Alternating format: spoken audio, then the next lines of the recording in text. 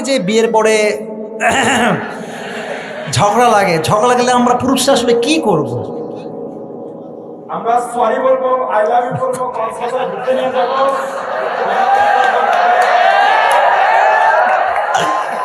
আল্লাহ বোঝার তৌফিক দান করে পড়া আমি একটা লজ্জা সরব নিজেরও না, আমার লজ্জা সরম দূর করে দিয়েছে একবার।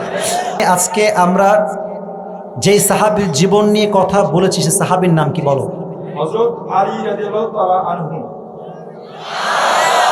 একজন আগে মারহাবা বলেছেন, বলেন সবাই মারহাবা। আচ্ছা বলো তো বাবু, উনি কত নম্বর খলিফা ছিলেন? উনি ইসলামের চতুর্থতম খলিফা ছিলেন। মাশাআল্লাহ, হয়ে গেছে। এই তো এবার আপনি বলেন তো প্রিয় ভাই, ওনার সাহসের আমি অনেক বড় একটা ঘটনা বলেছি, শুধুমাত্র আপনি শেষের অংশ বললেই আপনি পাস। উনি কিভাবে কি করেছেন, হত্যা করেছেন ওটা বলেন। তিনি কাফেরদের নেতা আমর বিন মারহাবকে এক আঘাতে তার দেহ থেকে কল্লা আলাদা করে ফেলেন। তারপর তার বুকের পা রেখে, কি বলে, বুকের উপর পা রেখে, বুকের উপর পা রেখে তিনি এই কথাই জানান দেন যে মুসলমান পরিবারের সন্তান কখনো বিড়াল কিংবা কাপুরুষ নয়। মারহাবা বলেন। সে পাস, বলেন সবাই মারহাবা। আচ্ছা 2 নাম্বার, নবী যখন ফাতেমার সঙ্গে আলীকে বিয়ে দিলেন, নবী আসলে আলীর মাঝে কোন কোয়ালিটি দেখলেন? তার উত্তম চরিত্র। উত্তম চরিত্র কেন দেখলেন এটি একটু বলে দাও, খুবই সহজ। তুমি যা বলবা তাই আমরা মানতে প্রস্তুত, বলো দেখি। কারণ হ্যাঁ মানুষের আসল সৌন্দর্য তার কথাবার্তা হ্যাঁ, বা বাহ্যিক সৌন্দর্য নয়, তার উত্তম চরিত্রে। মারহাবা বলেন। হ্যাঁ পাস পাস, মাশাআল্লাহ। এবার বলো, এই যে বিয়ের পরে ঝগড়া লাগলে আমরা পুরুষরা আসলে কি করব? আমরা সরি বলবো, আই লাভ ইউ বলবো, কক্সবাজার ঘুরতে নিয়ে যাবো।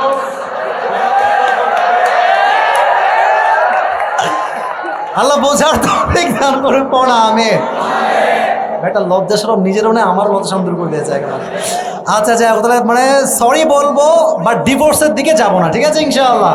হ্যাঁ, যদি মনে হয় যে একদমই আর হবে না, দ্যাটস ডিফারেন্ট ম্যাটার। রাজি আছেন তো ইনশাআল্লাহ? আচ্ছা বলো তো, বিয়ের পর যখন অভাব আসবে তখন আমরা আসলে কি করব?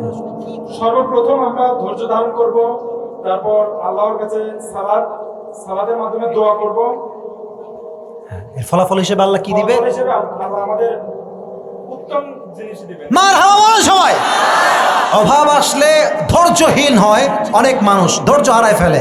ধৈর্য ধরবো, নামাজও পড়বো, দোয়াও করবো, সমস্ত অভাব দূর করবে একজন, তিনি কে? টুপিটা লস। আচ্ছা ঠিক আছে, লস না, এটা আমার লাভ, এটা আমার ভালোবাসা। ও প্রমাণ করে দিচ্ছে যে আমরা জাস্ট ওয়াজটা কান দিয়ে নয়, হৃদয় দিয়ে শ্রবণ করেছি। 5 নাম্বার শিক্ষা কি পারবা?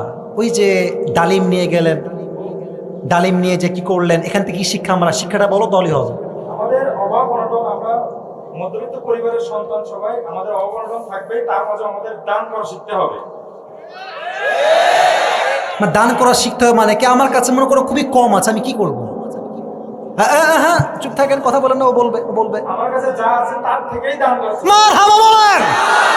মানে কম আছে কম দেন, বেশি আছে বেশি দেন, বাট দেন, খালি হাতে ফিরিয়ে দিবেন না। বলেন মারহাবা। তাকবীর দেন, লিল্লাহি তাকবীর। তোমার নাম যেন কি? আব্দুল্লাহ সরকার জয়। আল্লাহ আব্দুল্লাহ সরকার জয় ভাইকে কবুল করুক।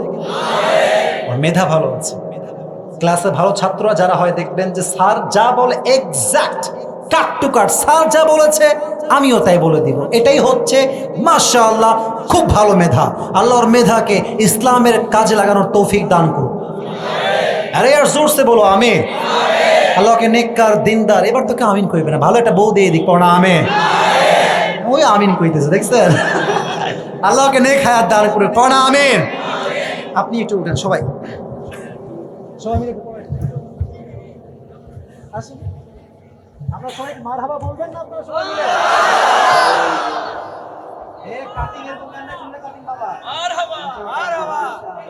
আল্লাহ আব্দুল্লাহকে কবুল করে, পড়া আমিন।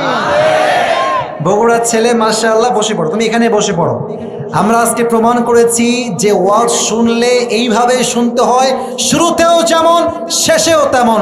শুরুতেও বাঘের বাচ্চা, শেষেও আমরা বাঘের বাচ্চা। আমরা বলি না শেষ ভালো যার, আজকে আমাদের শেষ ভালো, মানে মাহফিলটা আল্লাহর রহমতে সফল হয়েছে, আলহামদুলিল্লাহ।